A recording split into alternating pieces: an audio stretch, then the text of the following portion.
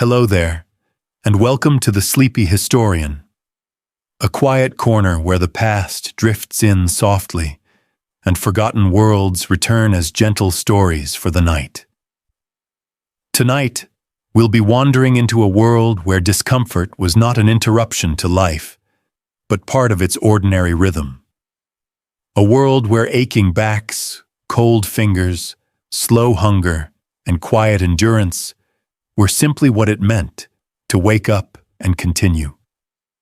Together, we'll step into the daily experience of people in medieval villages and along distant trade roads, and we'll slowly notice how suffering was understood differently in earlier centuries. Not always feared, not always resisted, and often accepted with surprising calm. As we move along these dim paths, we'll also travel farther than a single village field. We'll follow horse tracks stretching across the vast Mongol relay roads of Eurasia, where messengers rode through wind and distance beneath a fragile but remarkable peace. We'll pause beside theater stages where whole ancient communities gathered to watch stories of grief and courage unfold in lamplight. And eventually, we'll sit quietly in a small room in Athens, where an elderly philosopher named Socrates speaks gently with his friends as evening approaches its final hour.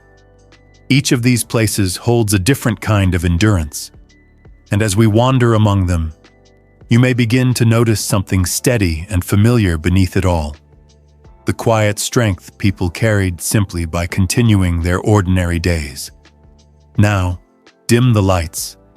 Maybe let a fan hum softly nearby, and let's step into the past, slowly, gently, together.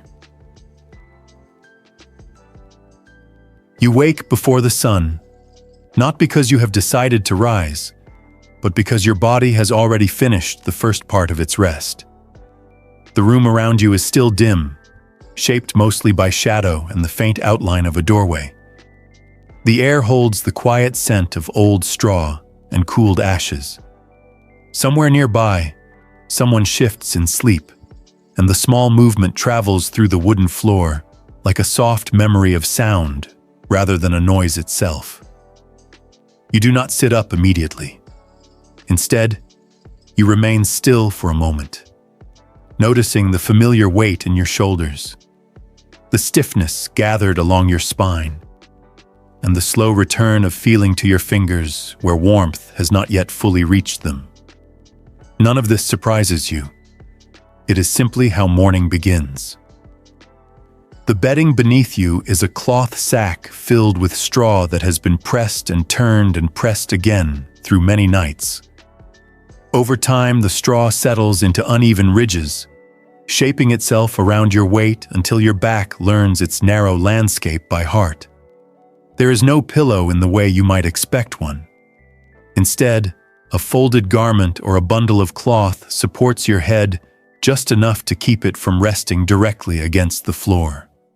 Comfort in this world is not something you measure by softness. It is something closer to usefulness, like bread that is not warm, but still fills the stomach. Historians studying preserved bedding fragments and household records from medieval Europe have found that straw mattresses were usually opened and refilled only once or twice each year. Between those changes, they slowly flattened, shifted, and hardened. Over months, they learned the shape of each sleeper's body as quietly as a loaf cooling on a wooden board. So when you wake with stiffness already waiting beside you, it doesn't feel like a problem. It feels like morning. During the night, your rest has not come as a single long stretch. Instead, it has unfolded in two quiet parts. Many people in medieval villages slept this way, with a first sleep soon after darkness, followed by a short waking period in the middle of the night, and then a second sleep before dawn. In that waking interval, some whispered prayers, checked embers in the hearth, or simply lay listening to the breathing of others nearby. Now, as the second sleep releases its hold on you, Your body returns gradually to movement. Your feet reach the floor first. The boards are cold enough to make you pause for a moment, although you would not describe the sensation as unpleasant. Cold is not unusual. It is simply another companion of morning, like the dim light or the smell of stored grain. Nearby, Thomas is already awake. He sits on the edge of his bedding, rubbing one shoulder slowly with the opposite hand. He does not think of this as tending to an injury. It is only a small adjustment, the kind he makes every day before standing. Yesterday's work with grain sacks has left a quiet memory in the muscles across his back, and he greets that memory the same way he greets the weather, by noticing it and continuing. Archaeologists studying medieval burial grounds in places like York have found that many adults carried signs of spinal compression and joint wear long before what we would now call middle age. Their bones remember years of lifting, carrying, and bending in the same repeating patterns. But to the people who lived those years, these changes were not warnings. They were simply evidence that work had been done. You rise slowly, not to avoid pain, but to let your body catch up with the day. The straw shifts behind you with a dry whisper as you stand. For a moment, you stretch your arms above your head, not as exercise in the modern sense, but as a quiet habit learned without thinking. Around you, others are waking in similar ways, adjusting shoulders, flexing fingers, turning their heads gently from side to side. No one speaks about discomfort. There is nothing unusual to report. In fact, a morning without stiffness might feel slightly strange, the way a bowl without salt might seem unfinished. Outside, the sky is beginning to pale. A narrow band of light rests along the edge of the horizon, and with it comes the understanding that the day has already started asking for movement. Shoes wait beside the doorway, simple leather shaped more by years of walking than by careful design. A belt lies folded across a wooden peg. A tool rests where it was placed last night, ready to return to your hands. Before long, you will step outside. But for a moment longer, you remain here, noticing how the body prepares itself quietly, almost politely, before work begins again. And as you reach for your shoes, you may already sense that the ground beneath your feet will have its own expectations waiting. You notice the ache before you even begin to speak. It sits somewhere along the side of your jaw, not sharp enough to stop you, but steady enough to shape the way the morning unfolds. It has been there for several days now, perhaps longer. In truth, it is difficult to remember when it first arrived. Pain like this announcement rarely is itself with the beginning. It gathers slowly, like a change in the sky that only becomes visible once the clouds have already settled in. Around you, no one asks about it. There would be little reason to ask. Tooth pain is as ordinary as cold fingers or tired shoulders.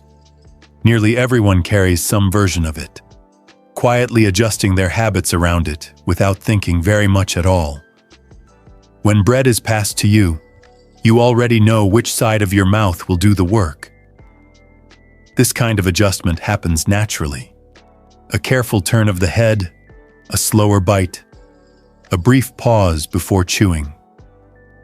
Over time, your jaw learns its own small map of safe and unsafe places, the way a traveler learns which paths remain dry after rain.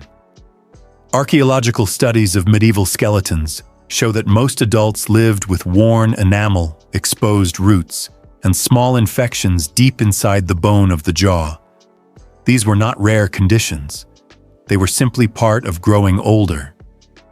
Teeth were tools, and like all tools, they slowly changed shape with use. Sometimes the change can be seen from across the room, a swelling along one cheek, a slight stiffness in the way someone spoke. A reluctance to chew certain foods. None of these signs were unusual enough to invite alarm. They were as familiar as the creases in a well-used sleeve. Agnes is already awake beside the hearth. She holds a knife carefully in her right hand, cutting a loaf into narrow pieces for the children. Each movement is slow and deliberate. When she spoke, she turned her head slightly, keeping one side of her face away from the effort of chewing.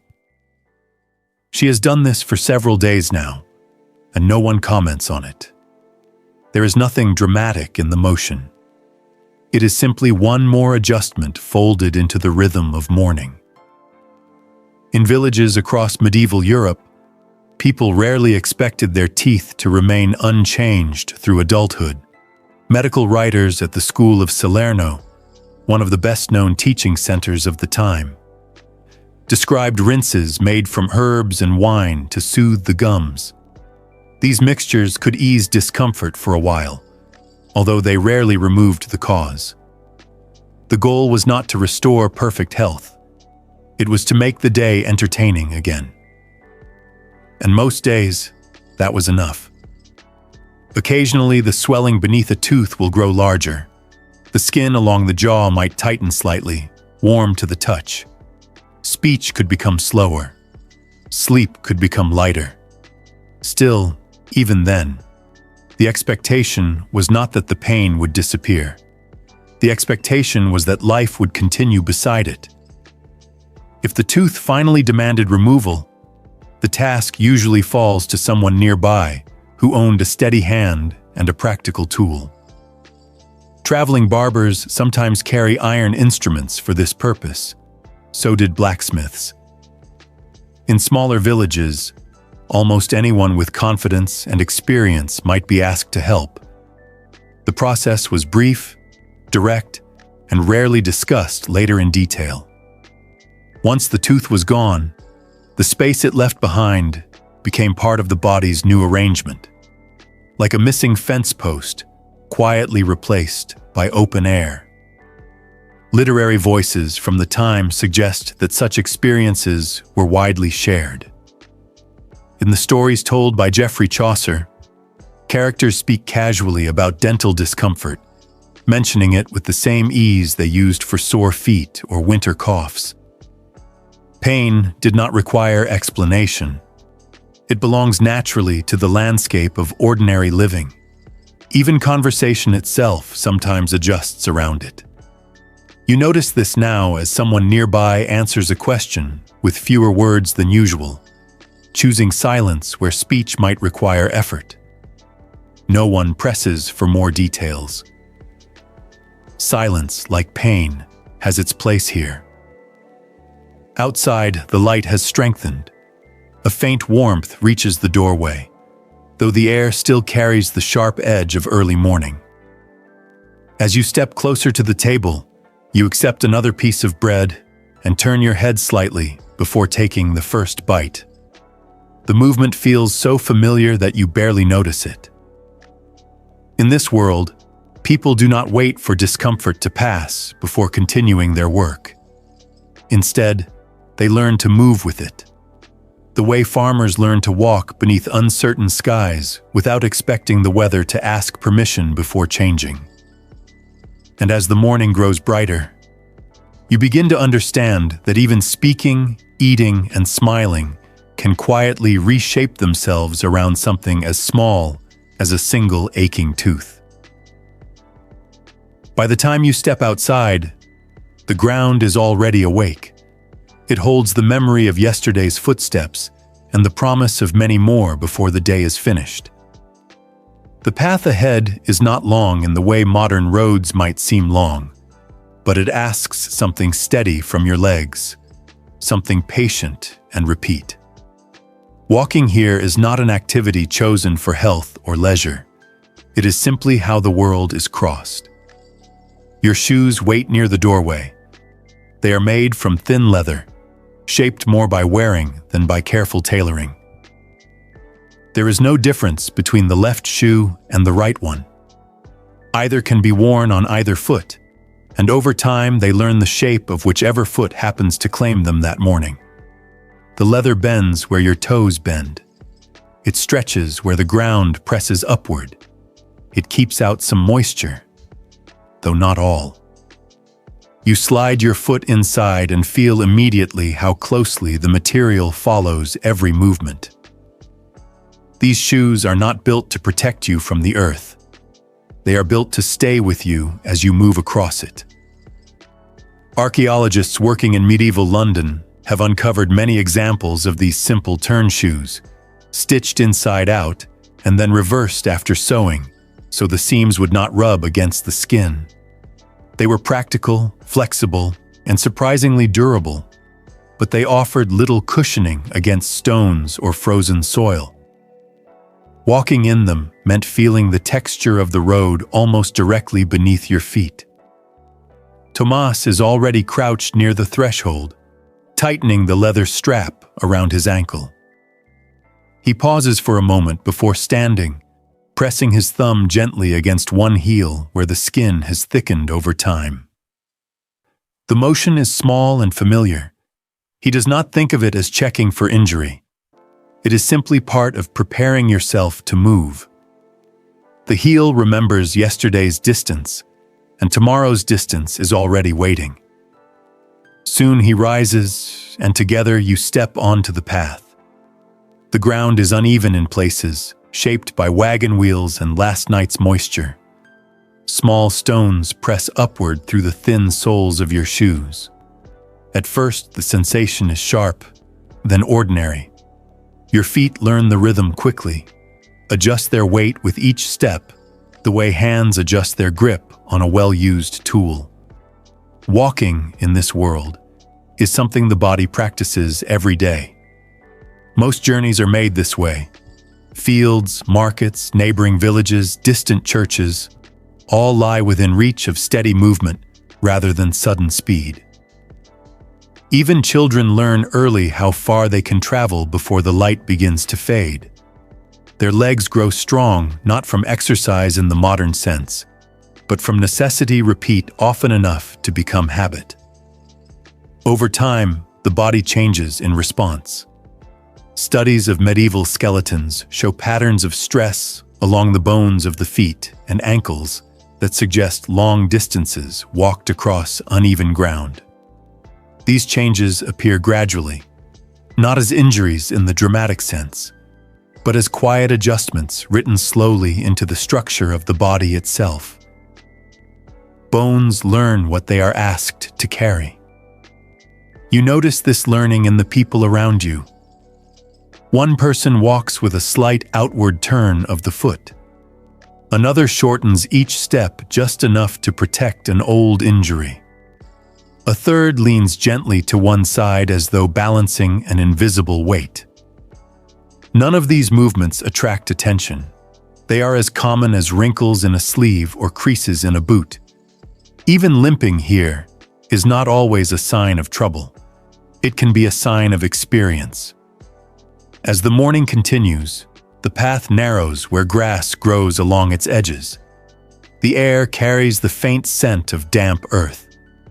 Somewhere nearby, a cart passes slowly, its wheels leaving deeper tracks that will harden by afternoon. You step carefully across them without thinking. Your body is already familiar with the uneven pattern. In winter, this same path will feel different. Cold stiffens the leather of your shoes. Frost settles along the ground, making each step slightly uncertain. Toes sometimes lose feeling long before the journey ends, and when warmth finally returns, it does so with a slow tingling that reminds you how long the cold has been present. For many people, such sensations arrive every year without surprise. They belong to the season as naturally as shortened days and longer nights. Village records from colder regions sometimes mention travelers arriving with darkened skin along their toes after long journeys in frozen weather. These notes are brief and practical. They do not describe panic. They describe arrival. You continue walking. After a while, the movement itself becomes easier than stillness. Your legs settle into a steady rhythm. The ground no longer feels separate from you. Instead, it feels like something you are working with. The way a carpenter works with wood grain, adjusting pressure slightly with each step so the movement remains smooth. This is how distance is shaped here, not by speed, but by patience. And as the path stretches quietly ahead, you begin to understand that the road is not something you cross once and leave behind. It is something that slowly shapes the way your body learns to move through the world. By the time the sun has fully cleared the horizon, your back has already begun its work. It does not wait for permission. It does not ask whether the day feels long or short. Instead, it accepts its place quietly, as though it has always known what must be carried and where that weight belongs. The first lifting comes early.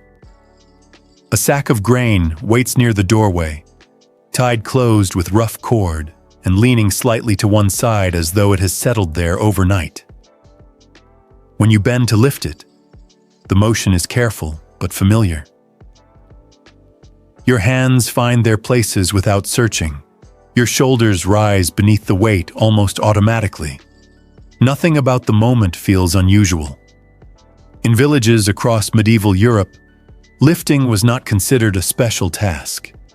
It was simply part of moving through the day. Water had to be carried. Wood had to be stacked. Grain had to be shifted from one place to another. Even children learned early how to help with these movements, beginning with lighter bundles and gradually accepting ones as their strength grew. Tomas stands nearby, already working. He bends, lifts, straightens, and turns with a rhythm that almost looks effortless from a distance. But if you watch more closely, you can see the small pauses hidden inside each movement. A breath taken before standing fully upright. A brief adjustment of the shoulder before the next step. These pauses are not signs of weakness. They are signs of memory. His body remembers yesterday's work. It remembers last season's harvest. It even remembers winters long past, when cold air settled deep into the joints and made every movement slower at the beginning of the day. Archaeologists studying medieval burial grounds in places such as York have found clear signs that many adults carried changes in their spines and joints long before reaching what we would now call old age. The bones of the back sometimes show gentle flattening, where repeatedly lifting pressed them together over many years. Shoulder joints often carry traces of rotation from carrying loads across uneven ground.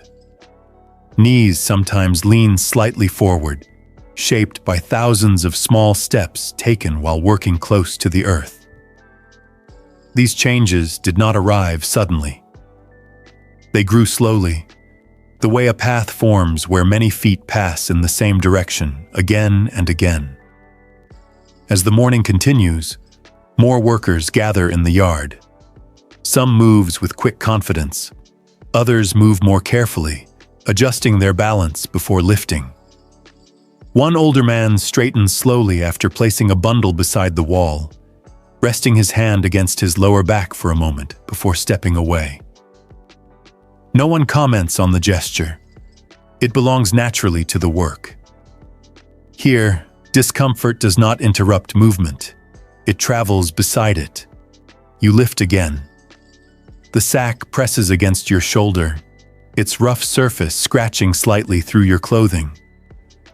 For a moment, the weight feels heavier than expected.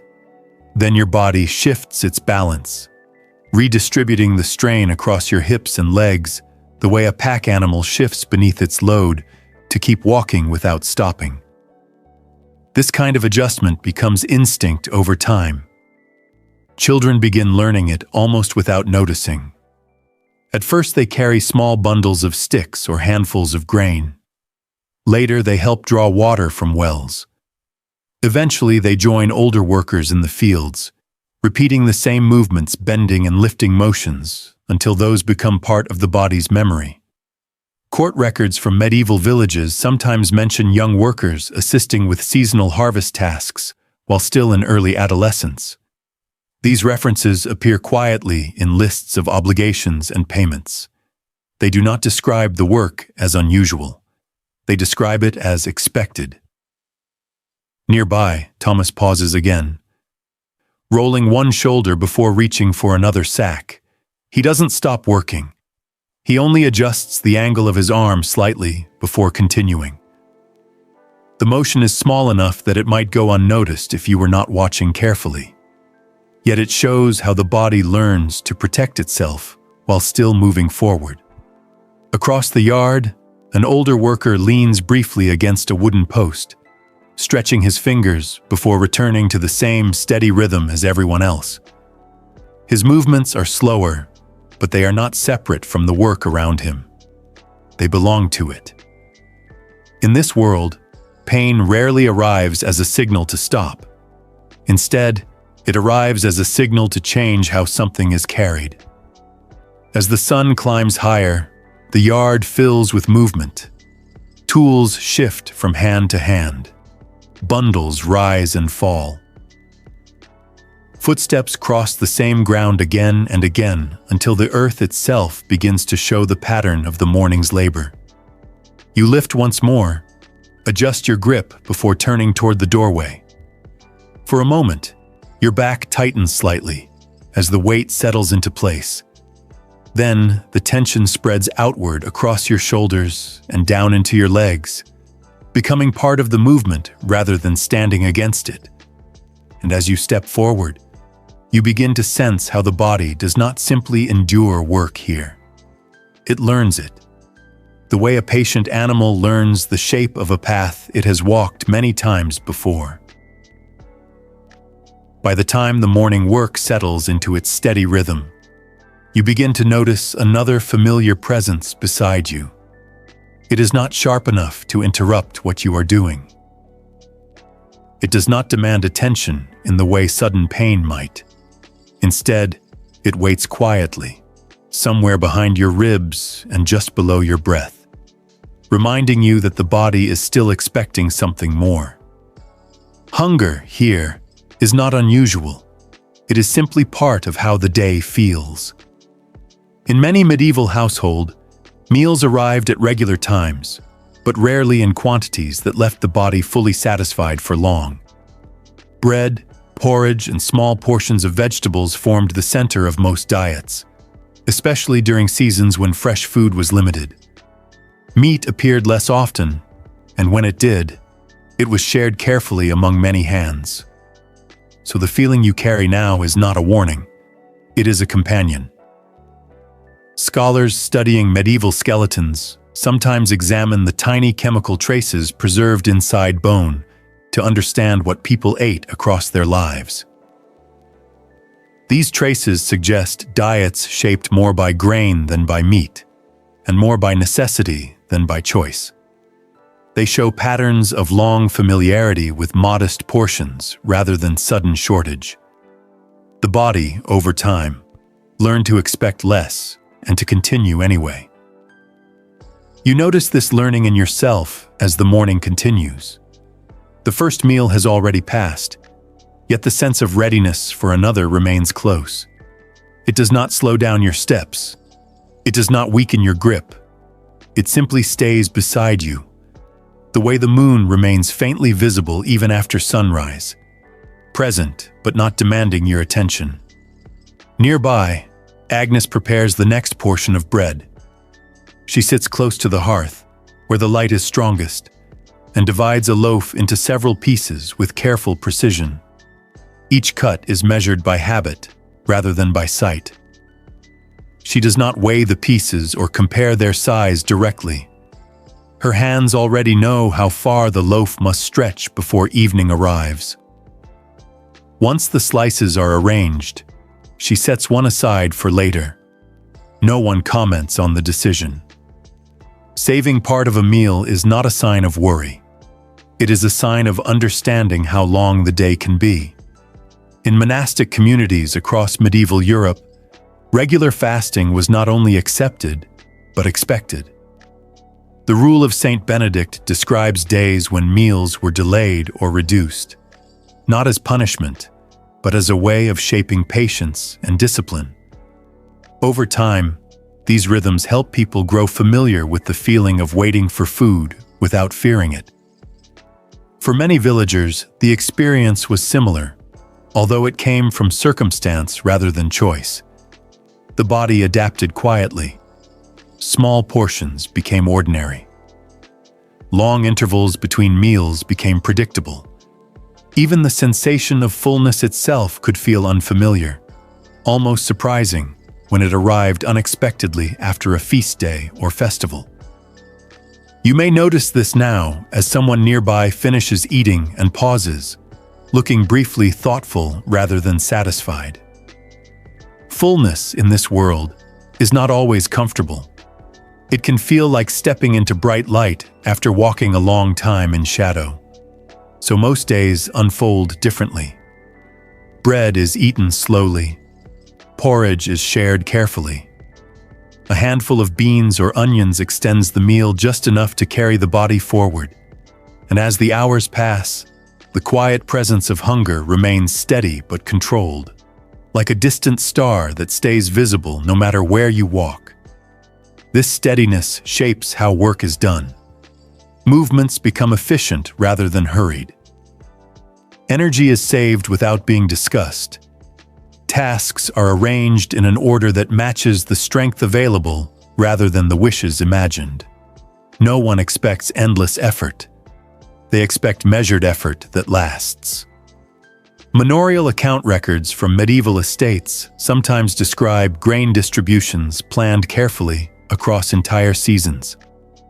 These records speak rarely of abundance. Instead, they describe balance.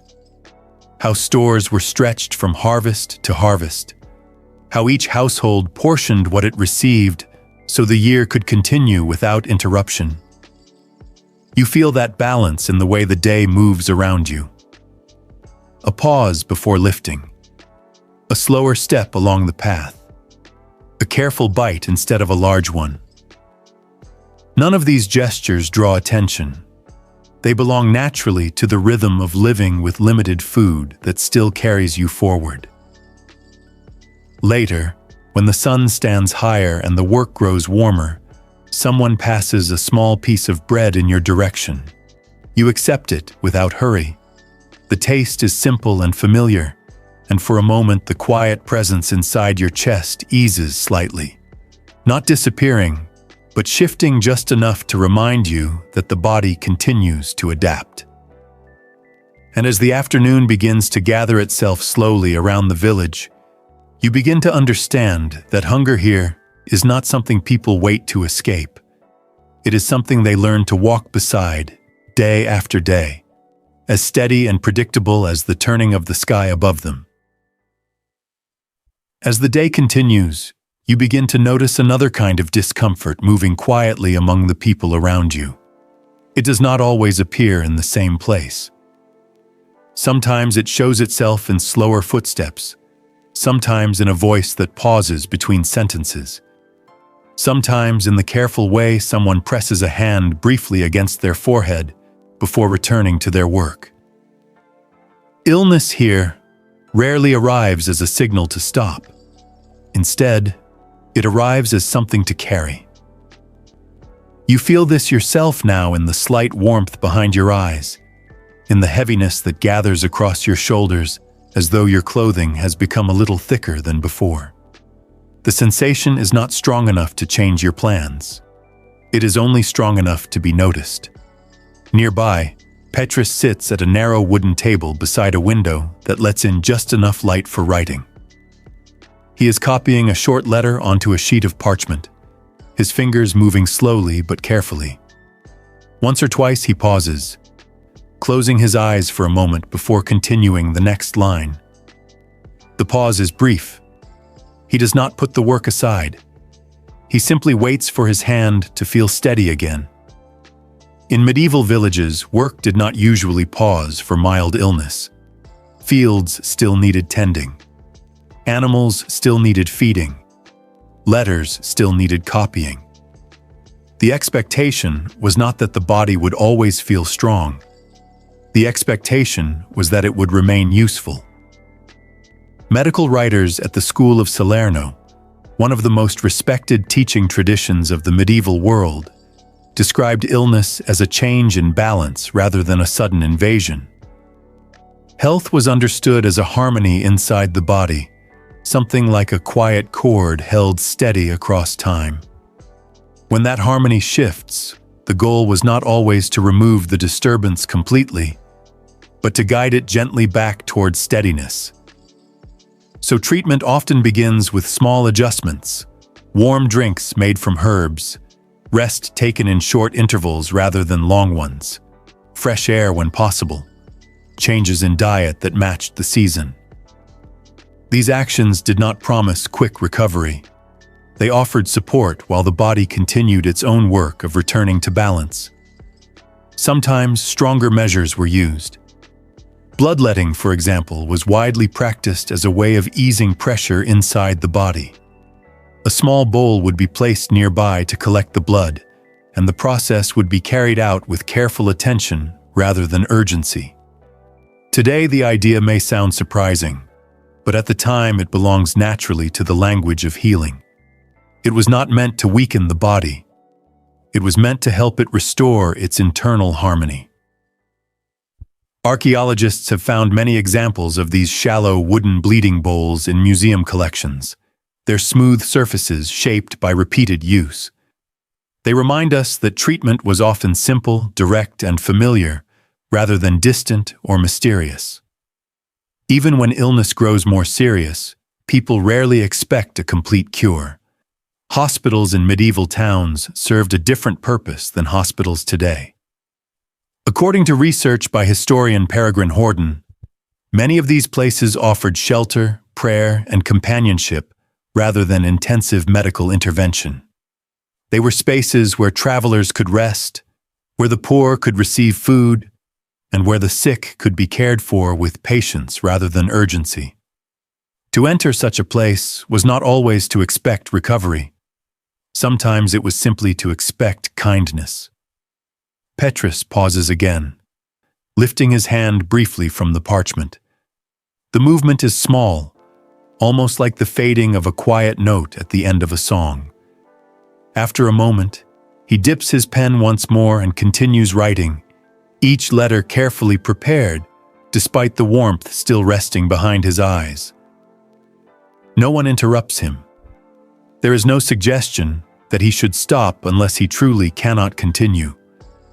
Around him, others move in similar ways, adjusting their pace slightly, while keeping their place within the rhythm of the day. In this world, health is not measured by how comfortable the body feels. It is measured by whether the body can still take part. You notice this in the way nearby someone coughs once and then lifts a basket without comment. In the way another worker wipes their forehead before returning to the same steady task. In the way Petrus finishes his line of writing and sets the parchment aside with quiet satisfaction rather than relief. Illness does not separate people from their work here. It changes the tempo slightly, the way a melody slows for a few notes before continuing again. As the afternoon light begins to shift across the floor, you feel the warmth behind your eyes soften just a little. Not enough to disappear, but enough to remind you that the body is already adjusting itself. And in that quiet adjustment, you begin to understand that sickness, like hunger and cold, is not something people always wait to overcome. Often, it is something they learn to move with, listen carefully to its rhythm while continuing their place in the day. As the year turns and the light grows thinner, the cold begins to arrive long before the snow does. At first it settles gently along the edges of morning. The air feels sharper when you breathe it. The wooden doorway holds its chill longer after sunrise. Water left overnight in a bucket grows slower to touch. None of this feels unusual. It is simply how the season introduces itself. Later, the cold moves closer. it reaches your fingers first. When you wake before dawn, your hands remain still for a moment longer than usual, waiting for warmth to return. The stiffness does not alarm you. It belongs to winter in the same way that shorter days belong to winter. It is expected, like a visitor who arrives at the same time every year and never needs to knock. Inside the house, the heart carries the memory of yesterday's fire. Ashes glow faintly beneath their gray covering, and someone kneels nearby to stir them gently back to life. The movement releases a thin thread of warmth that spreads slowly through the room, not enough to change everything at once, but enough to begin. Agnes sits close to that warmth now. She draws her hands toward the edge of the hearth and holds them there, turning them slowly so that each finger can feel the returning heat. Her movements are careful, almost patient, as though warmth itself must be shared rather than taken. Beside her, a child sleeps wrapped in layered cloth, breathing quietly beneath a blanket that carries the faint scent of smoke and wool. Winter does not usually arrive here as a sudden hardship. It arrives as a long conversation between the body and the air. Across medieval Europe, most houses rely on a single central hearth for warmth. Chimneys were uncommon in many rural dwellings, and smoke often lingered beneath the roof before finding its way slowly outside. Archaeological studies of these homes show darkened rafters and soot-lined walls that still carry the memory of those fires centuries later. Warmth gathered close to the hearth, and beyond that circle the room cooled quickly. So people learned to move with the warmth as it shifted. They worked near the fire when possible. They layered clothing carefully. They kept tasks close to one another during the coldest hours. None of these adjustments were dramatic. They were simply ways of staying within reach of comfort while the season passed. Even clothing carries its own quiet strategy. Wool held heat well, especially when layered in several thin pieces rather than a single thick one. Linen rested closer to the skin. Cloaks were worn indoors as well as outside. These garments did not remove the cold entirely. Instead, they softened it, the way a warm crust softens the edge of a loaf that has cooled overnight. Medical writers connected with the teaching traditions of Salerno sometimes describe winter as a season that encourages stiffness in the joints and heaviness in the limbs. Their advice was gentle rather than urgent. Keep moving when possible. Stay close to warmth. Eat foods that support strength. The goal was not to defeat the cold, but to live alongside it. You notice this now as you step outside. The ground feels harder beneath your feet than it did only a few weeks earlier. Breath leaves your mouth in pale clouds that vanish almost as soon as they appear. Your fingers tighten slightly around the handle of a tool before relaxing again once movement begins. In colder regions, long journeys during winter sometimes leave deeper marks on the body. Village records occasionally mention travelers arriving with numb toes after walking across frozen ground for many hours. These notes are brief and practical. They do not describe surprise. They describe arrival, the way one might describe reaching the edge of a field after crossing it in fog. For many people, such sensations returned each year without announcement. Toes lost feeling, then regained it slowly. Fingers send stiff, then loosened again beside the fire. Joints speak more clearly in the morning and more softly by afternoon. The body adjusts its expectations without needing explanation. Nearby, Agnes lifts one hand from the warmth of the hearth and presses it gently against the child's blanket, checking the edge where cold air sometimes slips through unnoticed. The movement is small and careful. It carries the same quiet attention as dividing bread or tying a bundle of cloth. Winter asks for this kind of attention. It does not demand sudden action. It asks for patience. As the day continues, the sun rises higher, but offers little warmth in return. Still, people step outside.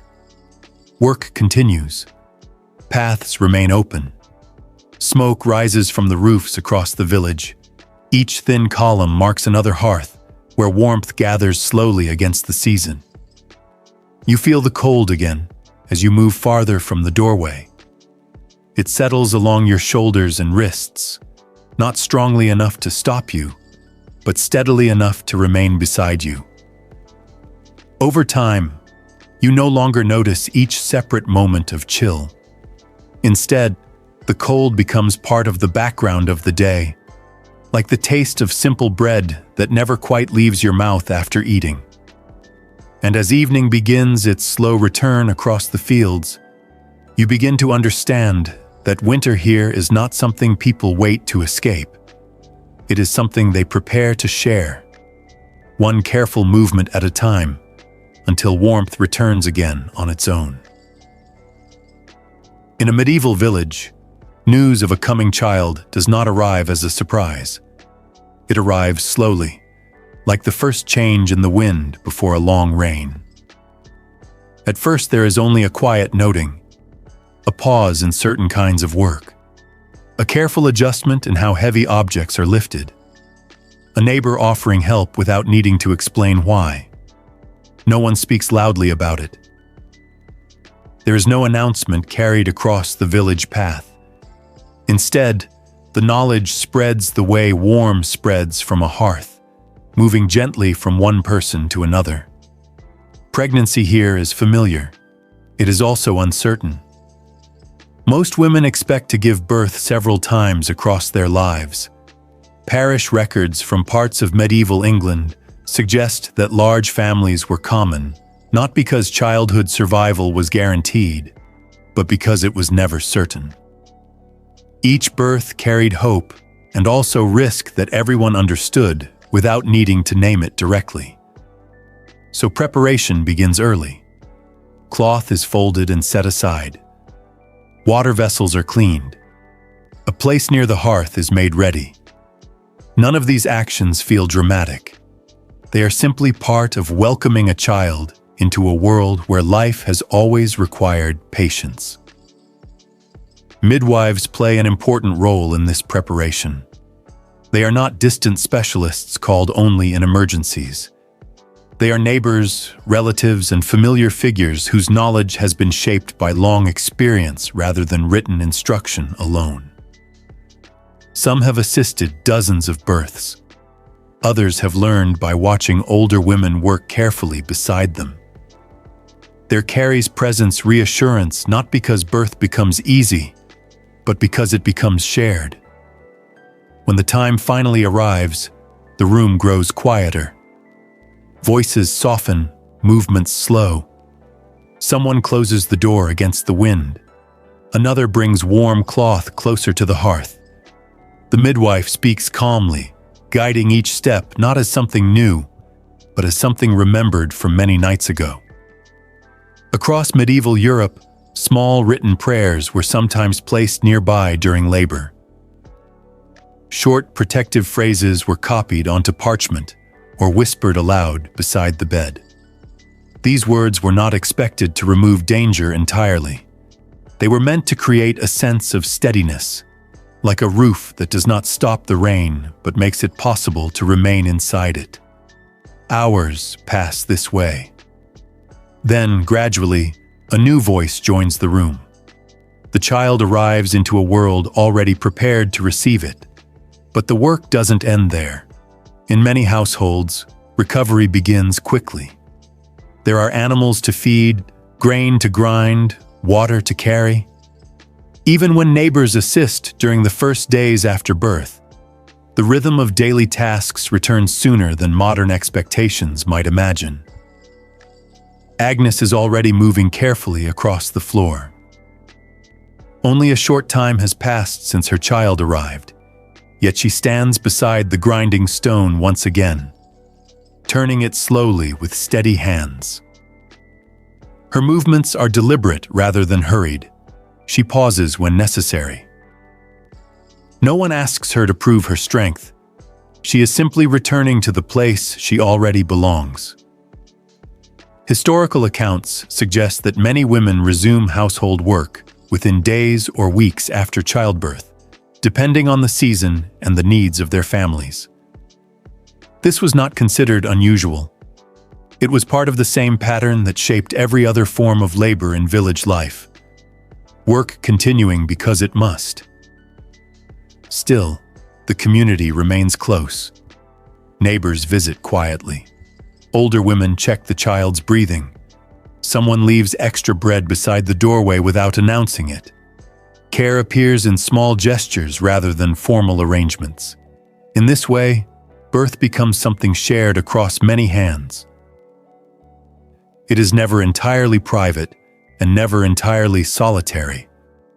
The uncertainty surrounding childbirth is understood by everyone who stands nearby.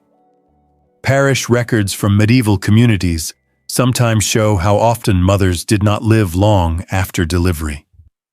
These records are brief and careful. They do not describe the event in detail. They simply mark its place within the memory of the village. Because of this, each successful birth carries a quiet sense of gratitude that rarely needs to be spoken aloud. You notice this now in the way the room settles after the child begins to sleep. Someone adjusts the blanket. Someone else opened the door slightly to let in fresh air. Agnes sits for a moment beside the hearth, resting her hands in her lap before rising again to continue the work waiting nearby. There is no celebration in the modern sense. There is only continuation. Outside, the weather moves across the fields as it always does, bringing wind one day and stillness the next. Birth belongs to that same pattern, expected, uncertain, and quietly accepted as part of the turning year. And as the village returns to its familiar rhythm, you begin to understand that new life here does not arrive into comfort first. It arrives into courage already waiting for it. In a medieval village, grief rarely announces itself with large gestures. It arrives quietly, like a thread slipping loose from the edge of cloth, something noticed only when the hands are already close enough to feel it. Most expect families' children to be born. They also understand that not all children will remain. Parish burial records from late medieval England suggest that many families experience the loss of at least one infant across their lives.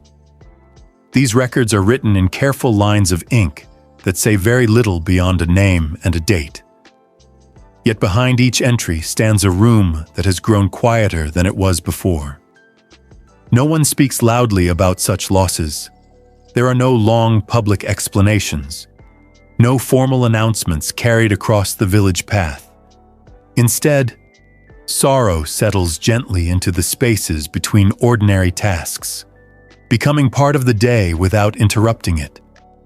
You notice this now in the way the household moves around Agnes. A small cradle stands near the heart, its wooden frame still and empty. No one removes it immediately. There is no hurry. Objects remain where they were last needed, as though the room itself is still learning what has changed. Agnes kneels beside a wooden chest. Inside are folded cloths prepared earlier with careful attention, linen softened by washing, edges stitched neatly so they would rest comfortably against a child's skin. She lifts one piece slowly, smooths it across her hands, and folds it again before placing it deeper inside the chest. The movement is gentle and precise. It does not invite conversation. In many medieval communities, grief was not expected to disappear. It was expected to continue quietly beside daily work. Emotional endurance formed part of the same strength required for planting fields or carrying water. Sorrow did not need to be explained in order to be understood. Historians such as Barbara Hannawalt have shown through parish studies that infant mortality shaped family life so consistently that communities developed shared ways of responding without formal instruction. Neighbors brought food. Relatives visited briefly. Prayers were offered in church. These gestures did not remove grief. They made it possible to carry. Ruth Mazo-Karas has written about how emotional expression in medieval households often followed expectations shaped by responsibility rather than personal preference. Mothers were not thought to feel less deeply than we did today. Instead, they were expected to remain steady because the household continued to depend on them. So grief became something shaped carefully, the way a carpenter shapes wood that must still support a roof after a storm has passed. You notice this shaping in the rhythm of the room. The fire continues to burn. Bread is still prepared. Water is still carried from the well. No one pretends that nothing has happened, yet no one stops the movement of the day. Outside, neighbors pass the doorway more quietly than usual. One pauses to leave a small bundle of herbs near the threshold. Another speaks only briefly before continuing along the path. Their presence acknowledges the loss without asking Agnes to describe it. This kind of support does not rely on explanation. It relies on recognition. In churches across medieval Europe, short prayers for the dead were spoken regularly as part of ordinary worship. These prayers included infants as naturally as adults, placing each loss within a wider pattern of remembrance that extends beyond a single household. Grief, in this way, became something shared across the entire village rather than held by one family alone. Agnes closes the chest. For a moment, she rests her hands on its lid, not as though she expects the feeling to pass, but as though she is giving the cloth inside a place to remain until it is needed again, or perhaps until it is not. Then she rose. The movement is slow but certain. There is still grain to grind. There are still meals to prepare. The house continues to ask for care, even on days when care feels heavier than before. In this world, complaints rarely changes what must be done. So people learn instead how to move with sorrow, adjusting their steps the way they adjust their grip on a tool that has become slightly harder to carry. The cradle remains near the hearth for now. Its quiet presence does not disturb the room. It simply waits. The way unfinished work sometimes waits beside the wall until hands are ready to return to it. And as evening gathers itself gently around the village, you begin to understand that grief here is not something people try to hide. It is something they learn to carry carefully, like a fragile object shaped slowly by hands that know it must not be dropped. As evening settles across the village, another kind of quiet begins to take shape. It does not come from cold or hunger or fatigue. It comes from the slow turning of attention inward, toward the part of life that cannot be carried in the hands but still asks to be carried carefully. In many medieval communities, suffering was not only something people endured, it was something they tried to understand. The church stood close to daily life, not as a distant authority, but as a familiar presence marking time through bells, prayer, and gathering. Each sound of the bell reminds people that the day had its own rhythm beyond work and weather. Morning prayer, midday prayer, evening prayer. Each moment offered a place where discomfort could be noticed without needing to be explained. Here, pain did not always appear meaningless. Often, it appears connected to something larger. Writers of the time sometimes speak about hardship as a path that can bring a person closer to patience, humility, and steadiness of spirit. The rule of Saint Benedict, a guide followed in many monastic communities, described endurance not as a burden to escape, but as a practice that shaped character over time. Monks were encouraged to accept difficulty calmly, the way a traveler accepts the slope of a long road without expecting the road to change. This way of thinking did not remain inside monasteries alone. It traveled abroad into villages, shaping how ordinary people speak about illness, grief, and labor. To continue working despite discomfort was not only practical, it could also be understood as faithful. You notice this understanding now in the quiet movements of Petrus. He stands near a narrow window where the last light of the evening rests briefly against the wall. In his hands, he holds a string of wooden prayer beads, worn smooth by many years of use. One by one, his fingers pass across them as he whispers a short prayer. Not quickly and not slowly, but with the steady rhythm of someone who has repeated these words many times before. He does not ask for pain to disappear. Instead, he asks for strength to carry it well. Across medieval Europe, devotional books often included short prayers meant for moments of sickness, fatigue, or worry. These prayers did not promise immediate relief. They offered companionship. They placed personal suffering within a larger story shared by many others who had spoken the same words before. In this way, prayer became less like a request and more like a conversation that had already begun long before you joined it. Hildegard of Bingen, a writer and healer whose works were read widely during the medieval period, described illness as a sign that harmony inside the body had shifted. Her advice often combines practical remedies with encouragement to remain attentive to the balance between body and spirit. She did not describe suffering as punishment. She described it as a condition that invited care and reflection together. Such ideas shaped how people understand their own discomfort. Pain could still be difficult. It could still interrupt sleep or slow down the hands. But it rarely appears empty. It carries meaning the way a path carries direction, even when the destination cannot yet be seen. You hear this meaning in the way people speak to one another at the end of the day. Someone mentions a sore shoulder without complaint. Another speaks of a lingering cough without worry. Their words do not ask for solutions. They acknowledge what has already become part of life. Nearby, Petrus finishes his prayer. He lowers the beads slowly and rests his hands against the window frame, looking outward as darkness settles across the fields. For a moment, he remains still, as though listening for something that does not require sound.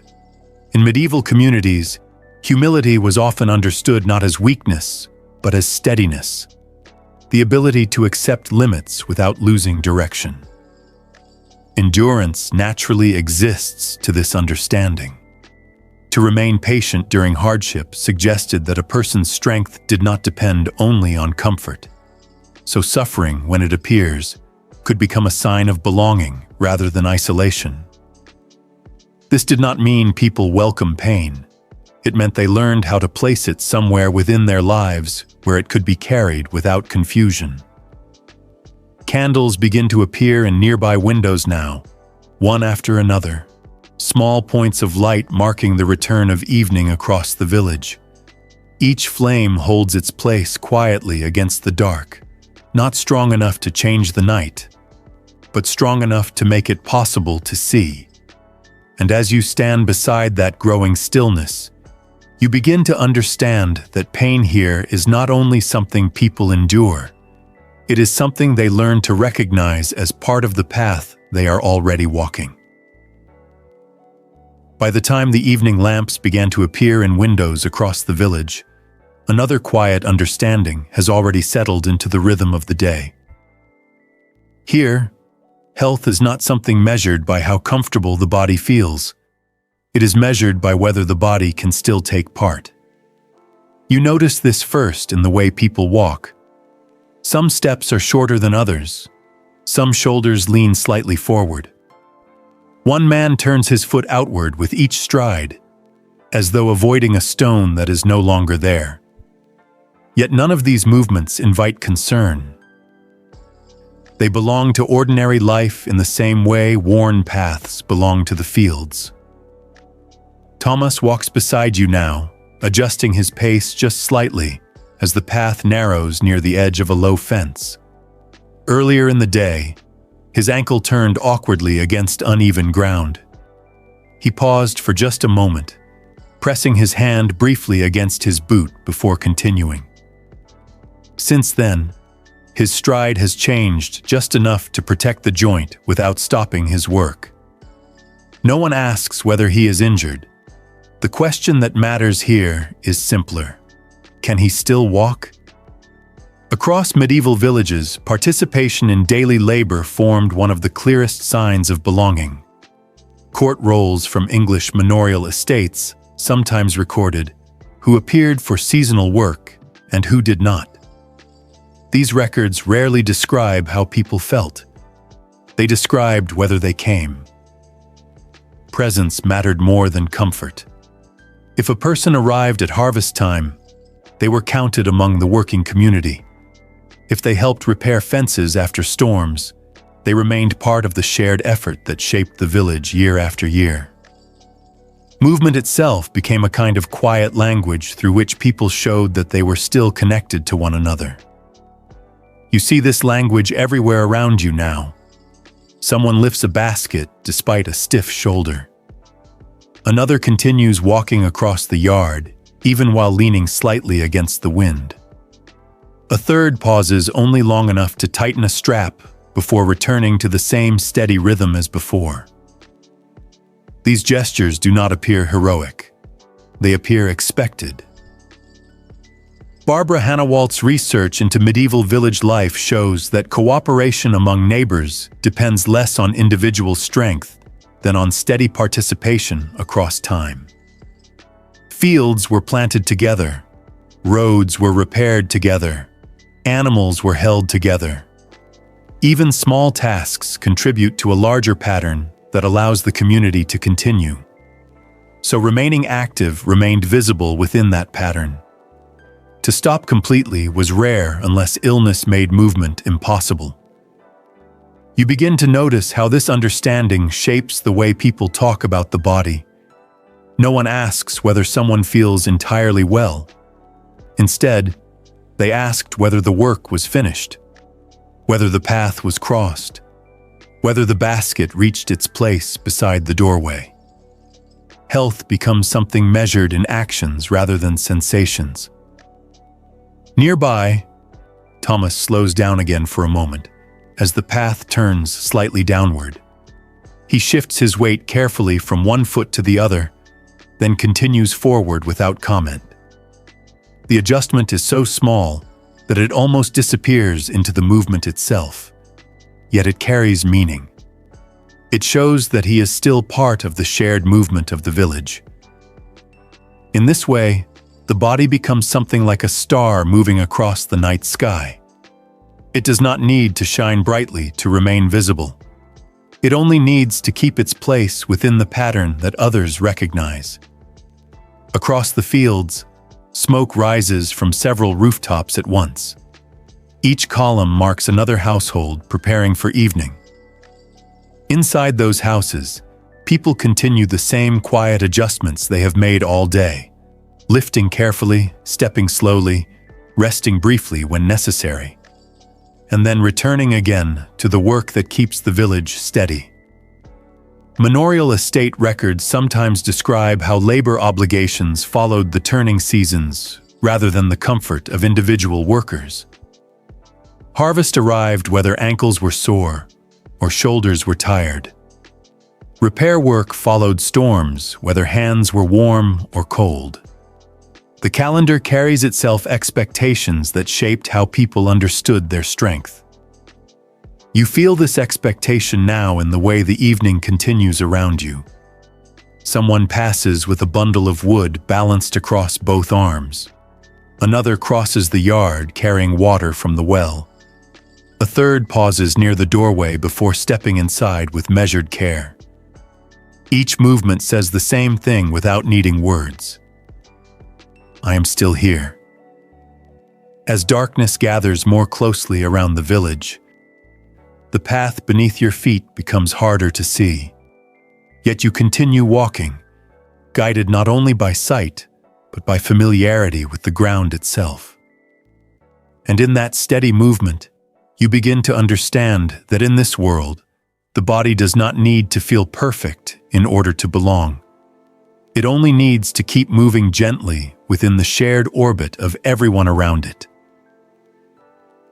Far beyond the narrow paths of the village, other roads are already moving with a different kind of rhythm.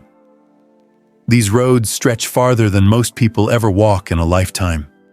They cross grasslands where the horizon seems to travel beside you, and deserts where the wind carries stories from places too distant to imagine clearly. Along they move merchants, messengers, pilgrims, and riders whose journeys do not end at the next field or the next town, but continue for weeks and sometimes months at a time. And yet, even here, endurance remains quiet. It simply becomes larger. During the centuries when Mongol rulers controlled much of the land between Eastern Asia and parts of Europe, traveling across these wide territories became safer than it had been for many generations. Historians sometimes describe this period as a time when long-distance movement was protected by imperial authority, allowing caravans and riders to cross regions that had once been uncertain or dangerous. This protection did not make traveling easy. It made travel possible. Across these lands, a network of relay stations stood at intervals along the main roads. Each station kept fresh horses ready for messengers carrying official letters between distant cities. Riders arrived, exchanged mounts quickly, and continued forward without stopping longer than necessary. In this way, messages could travel across thousands of miles with surprising speed for the time. The system was known as the yam, but what matters most to those who use it is not its name. It was the steady rhythm it created: arrival, exchange, departure, and then the long stretch of open land again. Altani reaches one of these stations as evening gathers across the steppe.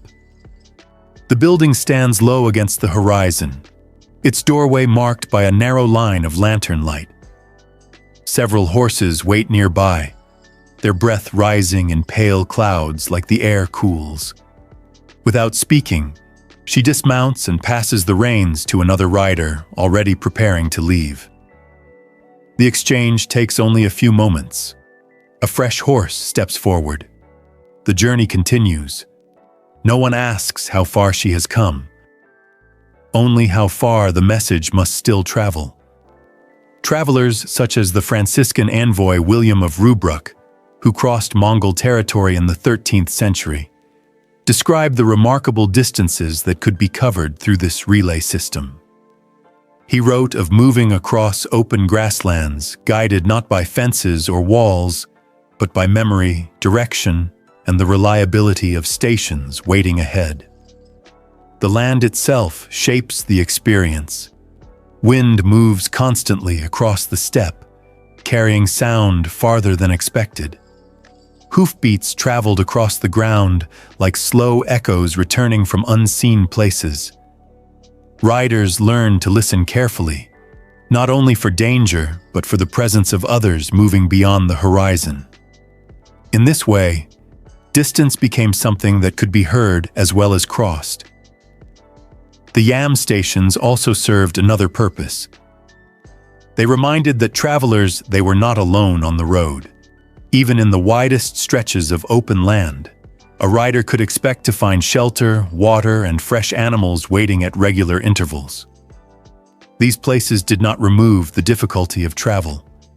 They created pauses within it, small islands of support in a landscape that otherwise seemed endless.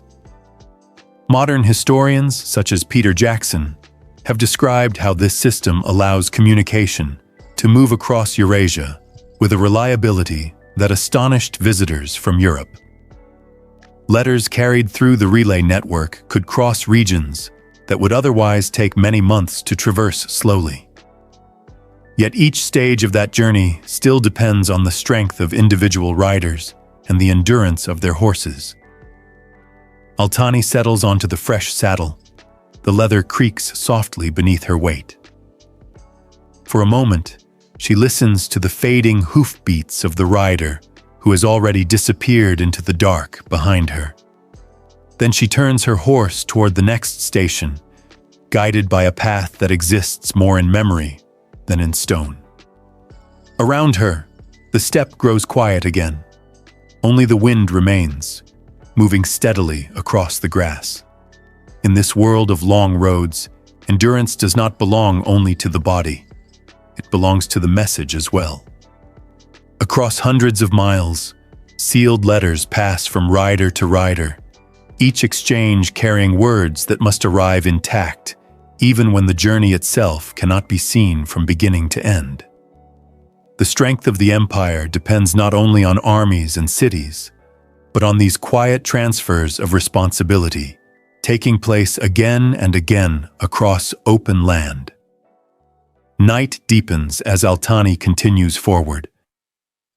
The lantern behind her fades into darkness, replaced by another faint light somewhere ahead. Between those 2 points stretch a wide silence filled only with the steady rhythm of hooves striking earth. And as the road carries her farther into that quiet distance, you begin to understand that endurance here is not measured by how long a single rider travels. It is measured by how many voices can move across the land without ever needing to raise themselves above a whisper. As the road stretches farther from the relay stations and deeper into lands shaped by trade rather than messages alone, the rhythm of travel begins to change. Riders are no longer moving only between one station and the next. Now they travel in groups, following caravans that carry cloth, spices, paper, glass, and small objects whose journeys are longer than the lives of many who handle them along the way. Toward evening, these travelers begin to gather. Across the open landscape, low-walled structures appear beside the road, like quiet islands carefully placed in wide distances. These are caravanserai courtyards, resting places built to receive merchants, animals, and strangers who share the same direction for a little while, before continuing on separate paths again. From a distance, the buildings seem simple. Up close, they feel welcoming. A single wide gate opens into a square courtyard surrounded by thick walls that hold back the wind. Inside, animals kneel to rest. Packs are carefully lowered to the ground. Travelers move slowly now, their steps quieter than they were during the day, as though the road itself has finally loosened its grip on their shoulders. Altani enters through the gate with the others. The horse beneath her breathes deeply, its sides rising and falling after the long distance already crossed. She removed the saddle slowly, brushing dust from the leather with practiced movements. Around her, voices begin to gather in several languages at once, some familiar, others entirely new. Yet no translation is required to understand the purpose of the place. Everyone here has arrived. Caravanserai like this stood at intervals along major trade routes from Persia across Central Asia and beyond. Archaeological remains show thick outer walls, small sleeping chambers, and central courtyards designed to shelter both animals and goods from wind, thieves, and night cold. They were not places of luxury. They were places of continuation. Inside the courtyard, fires begin to appear. Someone opens a bundle of grain. Someone else pours water into a shallow pot. Soon the smell of cooking rises gently into the evening air, spreading through the courtyard until strangers become companions simply by breathing the same warmth. Meals here are rarely elaborated. They are shared, Bread passes from hand to hand. Bowls move slowly across the circle of travelers. A piece of dried fruit changes owners without ceremony. No one asks where each person began their journey. It is enough to know that everyone has arrived before nightfall.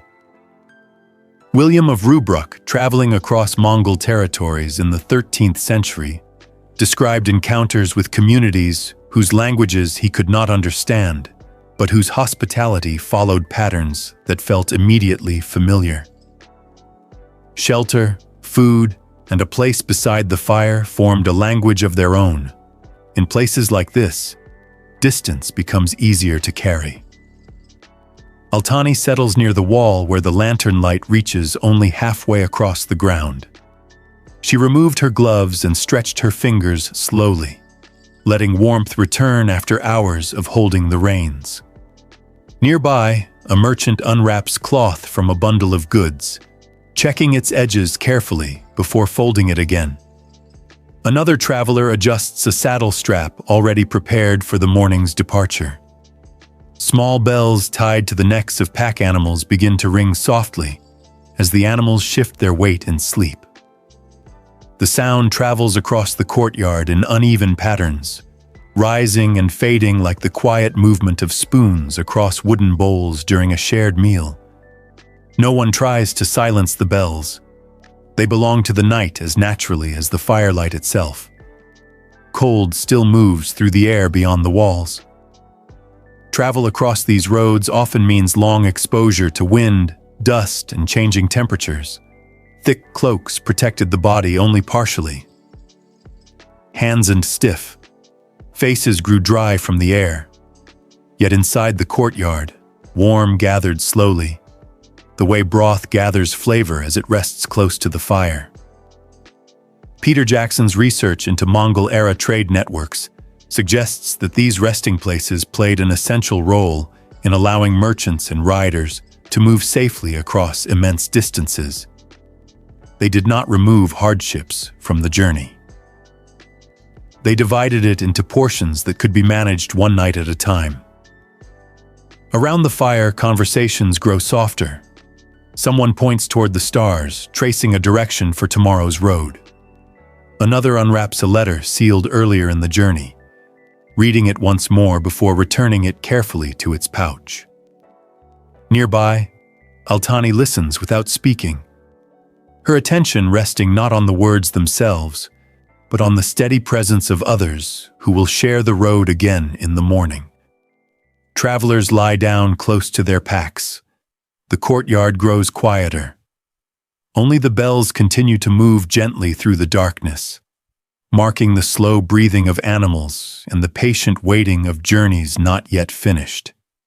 And as the lantern beside the gate burns lower, you begin to understand that even on roads protected by distant rulers and guarded by strong walls, safety still depends on something quieter. It depends on the strength to continue together across distances that no one crosses alone. As the road continues beyond the shelter of caravan courtyards, it begins to widen into something larger than a single path. Now it joins other roads. Tracks from distant valleys meet here. River crossings gather travelers from several directions at once. And eventually, after many days of movement across land, the road reaches the edge of the sea, where journeys no longer follow hooves and wheels alone, but sails and currents as well. Altani arrives at such a place near the southern horizon of her travels. Before she stands a harbor unlike the quiet relay stations of the steppe. Tall masts rise above the shoreline. Their ropes move gently against wooden poles in the wind. Ships from distant regions wait side by side along the water's edge, their hulls carrying cargo that has already crossed mountains, deserts, and rivers before reaching this final stretch of open sea. The air smells different here. Salt replaces dust. Waves replace hoofbeats. And the road she has followed for so long now seems to dissolve into something wider and less certain than before. Ports like this became important meeting points during the later years of Mongol influence across Eurasia. As overland travel gradually became less secure after the empire began to divide into separate regions of control, merchants increasingly turned toward maritime routes that connected the Eastern Mediterranean, the Red Sea, the Persian Gulf, and the Indian Ocean. The journey did not become easier. It simply changed shape. Ships carry silk, spices, glassware, paper, and metal goods across distances that no single rider could cross alone. Letters traveled with them. Stories traveled with them. And sometimes, without anyone intending it, illness traveled with them as well. Historians studying patterns of disease movement during the 14th century have found strong connections between expanding trade routes and the spread of epidemic illness across Eurasia. Towns linked by caravan roads and seaports became part of the same network of exchange, not only exchanging goods, but sharing exposure to dangers that could not be seen or predicted in advance. At first, these changes were difficult to notice. Trade still arrived, markets still opened, travelers still crossed borders with letters in their hands and goods balanced across their animals' backs. Nothing about the roads themselves suggested that something new was moving alongside them. Like weather gathering beyond the horizon, the change appears gradually. Altani watches as sailors lower a crate carefully from the side of a ship. Nearby, merchants speak in several languages at once, comparing routes, prices, and distances still waiting ahead of them. A group of travelers arrives from inland roads carrying bundles wrapped tightly against dust. Another group prepares to leave by sea before nightfall, their cargo already secured below deck. Movement continues everywhere at once. No one standing here can see how far these connections now reach. Across Eurasia during the middle of the 14th century, communities that had once seemed distant from one another began to experience similar waves of illness within only a few seasons. Disease follows the same pathways as trade, moving along caravan routes, river crossings, and shipping lanes that linked cities separated by thousands of miles. For people living at the time, these changes did not appear as a single event. They appear as a series of arrivals. Someone fell ill in one town. A caravan paused unexpectedly in another. A port delayed its departures for reasons no one fully understood. Each moment seemed local. Only later did patterns begin to emerge across the wider landscape. Researchers studying Silk Road epidemiology today suggest that these trade connections make it possible for outbreaks to travel farther and faster than they had in earlier centuries. The same protection that once allowed merchants to cross safely between distant regions also created pathways through which illness could move quietly from one community to the next. Connection carries both promise and uncertainty together. Altani steps closer to the water's edge. Waves move against the shore with a steady rhythm that does not reveal where they have come from or where they will travel next. Ships rise and fall gently beside their moorings, their sails folded for the night, but ready to open again with the morning wind. Around her, merchants continue their work without hesitation. Cargo is counted, letters are sealed, routes are discussed. The road has not ended here. It has only changed direction once more. Over time, maritime travel will begin to take on greater importance as overland stability weakened across parts of the former Mongol territories. Sea routes gradually carried more goods between regions that had once depended mainly on caravan traffic. The network of exchange continued to expand, though its shape shifted from grassland roads to ocean crossings. Still, the movement remains the same at its center. People continued to travel. Goods continued to circulate, and unseen companions sometimes traveled beside them. Altani watches one final ship move slowly away from the harbor wall, its sail opening like a pale cloud against the evening sky. For a moment, the vessel seems almost motionless. Then, the current begins to carry it outward toward the darker water beyond the bay. And as the shoreline grows quieter behind her, you begin to understand that the roads connecting distant lands never carried only what people intended them to carry. They also carried changes that moved as softly and steadily as weather crossing a wide horizon. Long before the lamps are lit along the edges of the stage, people are already gathered. They arrive slowly, not as travelers crossing distance, but as neighbors moving toward a shared place they have visited many times before. The path curves upward toward a hillside where stone benches rise in wide circles beneath the open sky. From there, the entire city seems to settle into view at once.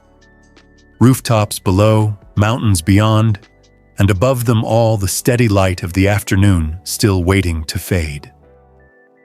This is where stories will be spoken aloud, not private and not quietly, together. In ancient Athens, theatrical festivals formed part of civic life as naturally as markets and assemblies. During the festival of Dionysia, entire communities gathered to watch performances that explored fear, loss, loyalty, pride, and the fragile balance between human intention and fate. These were not small entertainments. They were public experiences shaped carefully across many days. Dion stands just behind the stage area now, holding a mask carved from lightweight material shaped to rest easily against the face. He turns it once in his hands before lifting it toward the light. Its painted expression does not change, yet it already carries the suggestion of a voice waiting to speak. When worn, it helps will the audience recognize not the actor alone, but the character whose story belongs to everyone watching. Masks like this allow performers to move between roles with clarity and purpose. Their shapes made emotions visible even to those seated far up the hillside. A raised eyebrow, a broadened mouth, a deepened shadow along the cheek. Each detail helped transform speech into something the entire audience could follow together. The performance will begin soon. Across the stone seats, families settle into place. Some bring cushions. Others sit directly against the cool surface beneath them.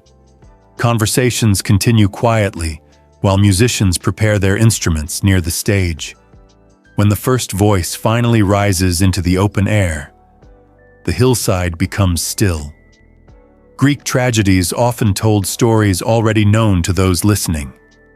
Audiences arrived familiar with the fate of Oedipus, the suffering of Antigone, or the long journey of Agamemnon. Yet hearing these stories spoken aloud again did not make them less powerful. It made them shared. The playwright Aeschylus shaped tragedies that explore justice and responsibility across generations.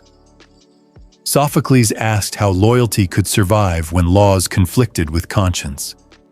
Euripides examines the emotions of people placed in impossible situations. Each play offered not answers, but recognition, a way of seeing personal uncertainty reflected in a larger pattern. Dion adjusts the edge of the mask once more before stepping closer to the stage. From where he stands, he can see the audience only as a wide field of quiet movement. Yet he knows that when the performance begins, their attention will gather in the same place at the same time, like threads drawn carefully together on a loom. This shared attention mattered. Greek tragedy did not remove grief from life. It gave people a place to encounter grief together, where it could be shaped by story rather than faced alone. Even comedy serves a similar purpose, though in a different tone. Playwrights such as Aristophanes used humor to talk about politics, public decisions, and everyday frustrations that affect the entire city. Laughter here was not separate from seriousness. It was another way of understanding it. Through satire and exaggeration, audiences can recognize familiar problems without needing to argue about them directly. Oliver Taplin's research into ancient theater staging shows how carefully these performances were arranged to guide attention across large theaters seated outdoors. Gesture, movement, costume, and voice all worked together so that meaning traveled clearly from the stage to the farthest row of listeners. The result was not simply entertaining, it was participation. As the first lines of the play echo across the stone seats, silence settles more deeply than before. A character steps forward. A question is spoken. Somewhere in the story, a decision begins to form that cannot be undone once it has been made. The audience listens. They already know what will happen next. Still, they remain. Beside the stage, Dion lowers the mask over his face and waits for his moment to enter. Through its narrow openings, the world appears slightly different, brighter in some places, shadowed in others. Yet the voice he will speak does not belong only to him. It belongs to the story shared by everyone present. Above the hillside, the sky begins to change color as evening approaches. The performance continues beneath that changing light, carrying the voices of the actors outward across the city and back again. For a little while, the concerns of daily work fall quiet. In their place, another kind of attention takes shape, one that allows people to recognize fear, hope, and uncertainty as experiences held together rather than separately. And as the final lines of the scene drift across the open air, you begin to understand that stories like these were not meant to solve suffering. They were meant to give it a place where it could be seen clearly without needing to be carried alone. As the voices of the Greek stage communities fade into evening memory, the idea of performance continues traveling across other lands, carried not by actors alone, but by priests, musicians, dancers, and entire moving together through shared ceremony. In many ancient societies, performance did not belong only to theater. It belongs to streets, temples, courtyards, and riverbanks. People gathered not simply to watch stories unfold, but to take part in rhythms that help them understand how the world itself remains steady from season to season. In Roman cities, festivals filled public spaces with movement and sound. Crowds gathered along broad roads where processes passed between temples. Musicians walked beside officials. Actors performed scenes drawn from familiar myths. Painted banners rose above the crowd, their colors visible even from distant rooftops. These events were not private entertainments. They were reminders that the city itself shares a common history and a common future. Historian Greg Wolfe has written about how Roman spectacles helped shape loyalty to the wider community by placing individuals inside experiences that were larger than their own household. Watching together became a way of belonging together. Dion stands now at the edge of a different courtyard, far from the Greek hillside where he once held a mask before stepping onto the stage. Here, the performance does not wait for silence before it begins. Drums sound first. Their rhythm moves across the stone ground in steady waves that reach the walls and return again, like footsteps circling a familiar enclosure. Musicians adjust their instruments carefully. Cloth banners shift in the evening air. Somewhere nearby, incense rises in thin threads that carry a scent older than any single voice present. Temple processes in ancient Egypt followed patterns preserved for centuries. Reliefs carved into the walls at places such as Edfu and Dendera show priests carrying sacred images along carefully planned routes through temple courts and surrounding streets. These journeys were not random. They followed paths believed to reflect the movement of divine order through the world itself. By watching and participating, communities took part in maintaining that order. Performance here was not separate from daily life. It helped sustain it. As the process begins to form, Dion listens to the drums again. Their rhythm reminds him that stories do not always require spoken words. Sometimes movement alone can carry meaning from one person to another. Around him, performers adjust their steps to match the sound, their pace steady and deliberate, like animals moving together across open ground without needing instruction. In another region of the ancient world, performance carried yet another purpose. Classical Indian scholars describe drama as a way of guiding instructions through carefully shaped emotional experiences.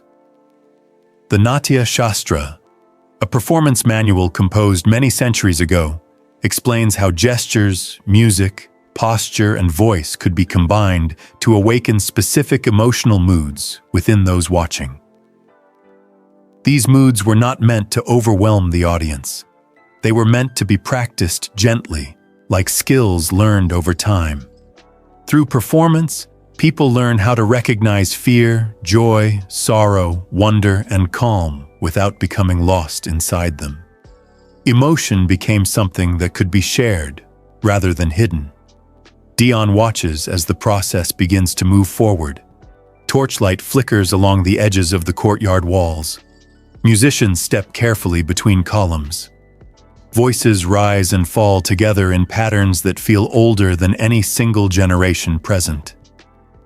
No one asks whether the performance is successful.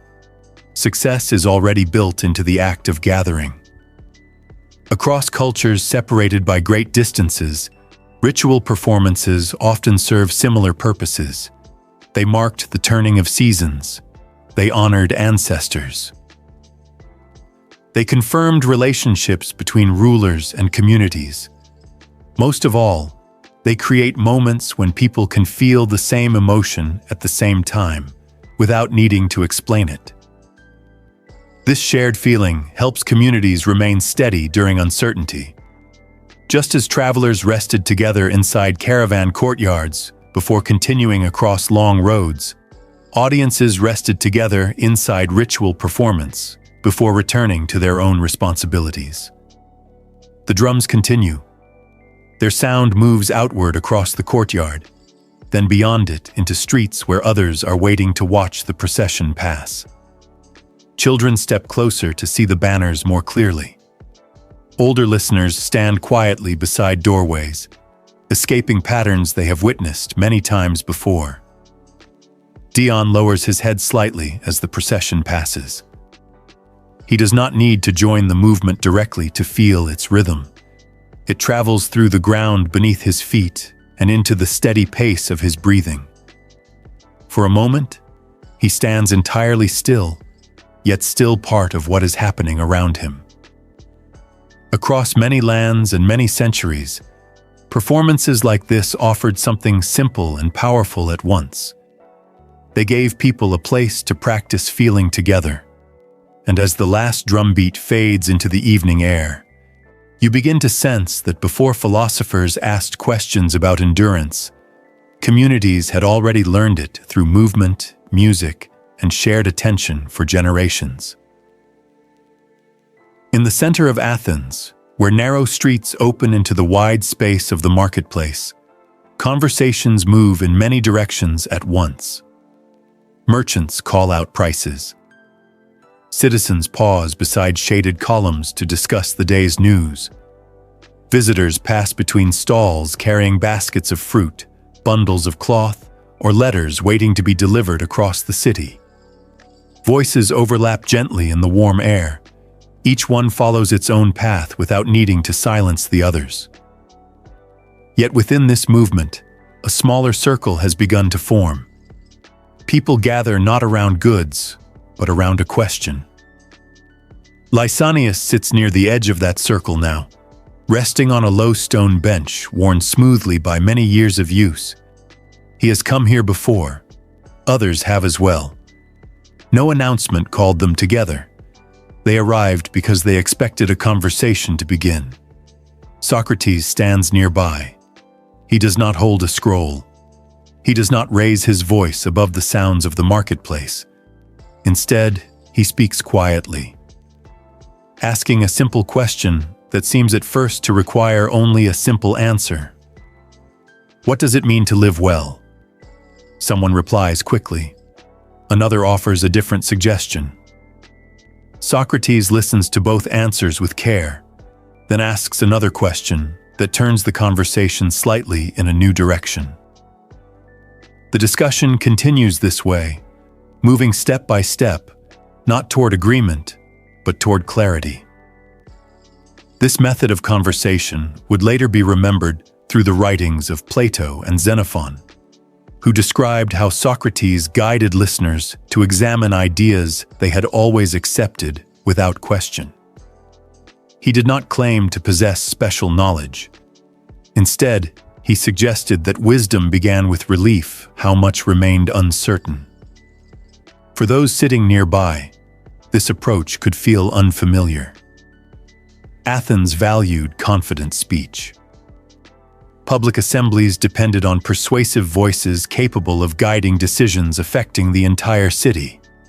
Yet Socrates spoke differently. He slowed conversations rather than hurried them. He returned to earlier points rather than moving past them quickly. He treated uncertainty not as weakness, but as a place worth exploring. Lysanias listens carefully as the discussion continues. A merchant nearby pauses his work for a moment, drawn into the circle by curiosity.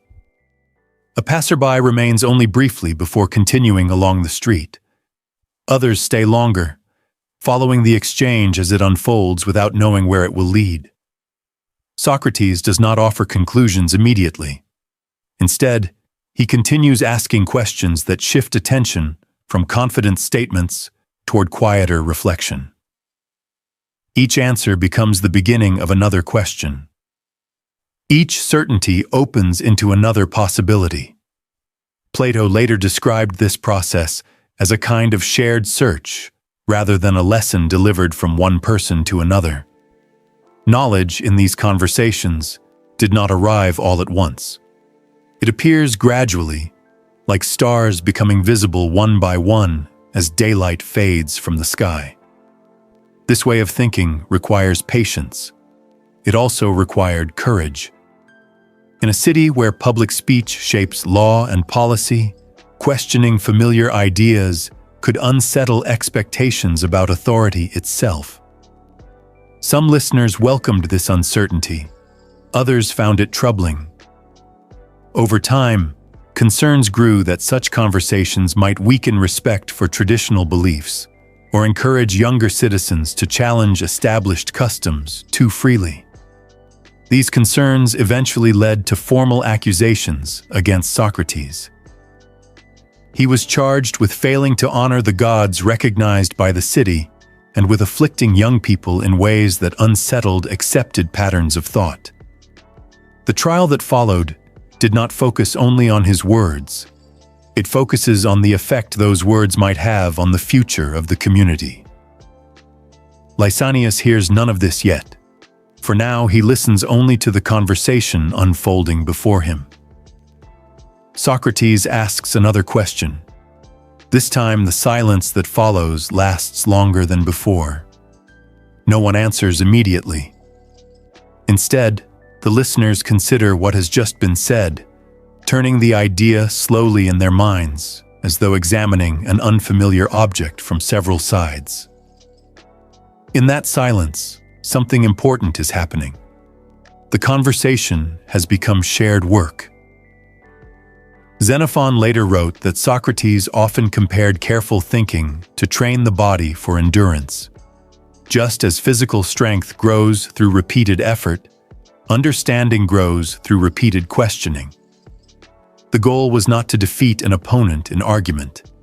It was to remain steady while uncertainty opened new paths of thought. Around the marketplace, the ordinary sounds of the city continue. A cart passes along the edge of the square. Someone calls out to a friend across the crowd. A vendor rearranges baskets beneath a shaded awning. Yet within the circle of listeners, attention remains fixed on the quiet exchange taking place between one question and the next. Lysanias feels this attention settles more deeply as the conversation continues. He does not yet know where the discussion will lead. He only knows that something about the way Socrates speaks makes it possible to remain inside uncertainty without fear. Above the marketplace, the afternoon light begins to soften. Shadows lengthen along the stone pavement. One by one, listeners step closer to hear more clearly. No announcement marks the moment when the conversation becomes important. It simply grows. The way constellations become visible only after enough stars have appeared to reveal their patterns. And as the circle remains gathered around that quiet voice, you begin to understand that endurance does not always belong to the body alone. Sometimes it belongs to the patience required to keep listening when certainty begins to fade. The room is smaller than you might expect. After so many conversations in open courtyards and crowded marketplaces, this place feels almost narrow. Its walls close enough to hold the voices inside it gently, rather than letting them travel outward across the city. Evening has already begun to settle over Athens. The light entering through the doorway is softer now, and the sounds of the street arrive only faintly, as though they belong to another part of the day. Inside, several friends sit together. No one speaks loudly. There is no need. Socrates rests nearby, not separated from the others, but seated among them as he has always been, listening and answering in the same calm voice that has guided so many earlier conversations. The trial that brought him here has already ended. The decision has already been made.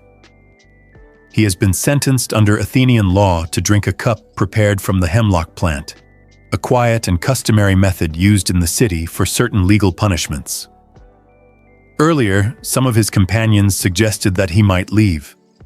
In another conversation, reminded by Plato in a dialogue often called Crito, friends described a plan that could have allowed him to escape before the sentence was carried out.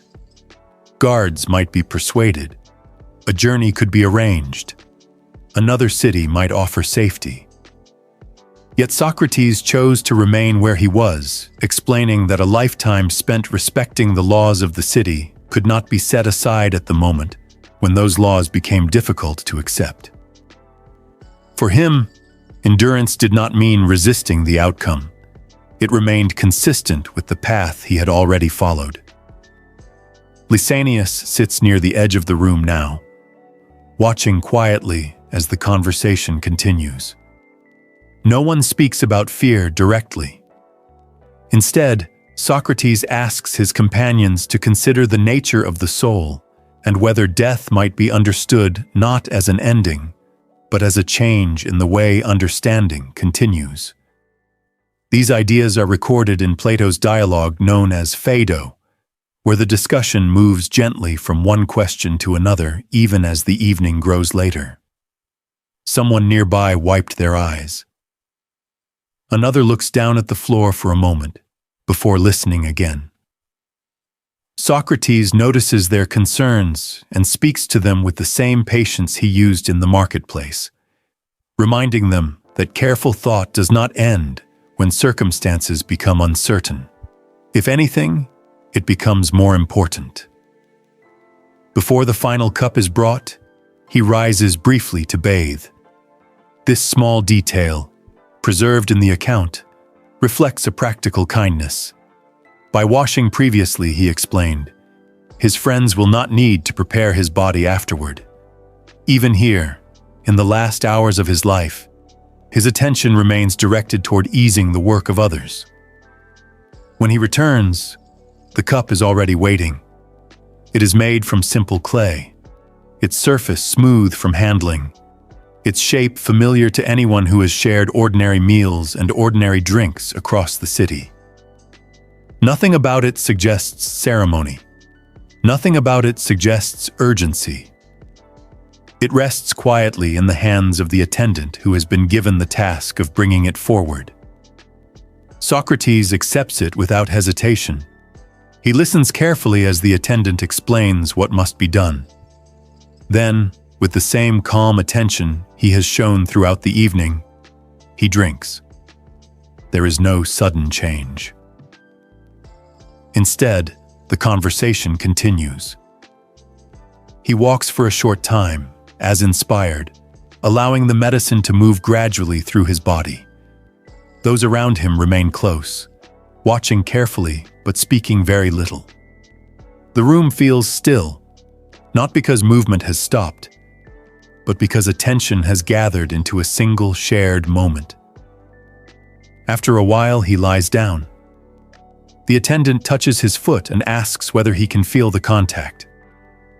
Socrates answers that he cannot. Slowly, the numbness rises upward through his legs. The change moves gently, almost like the fading of a distant voice that becomes harder to hear with each passing moment. Even now, the conversation does not entirely end. He continues speaking with those beside him, reminding them to remain thoughtful and steady in the days ahead.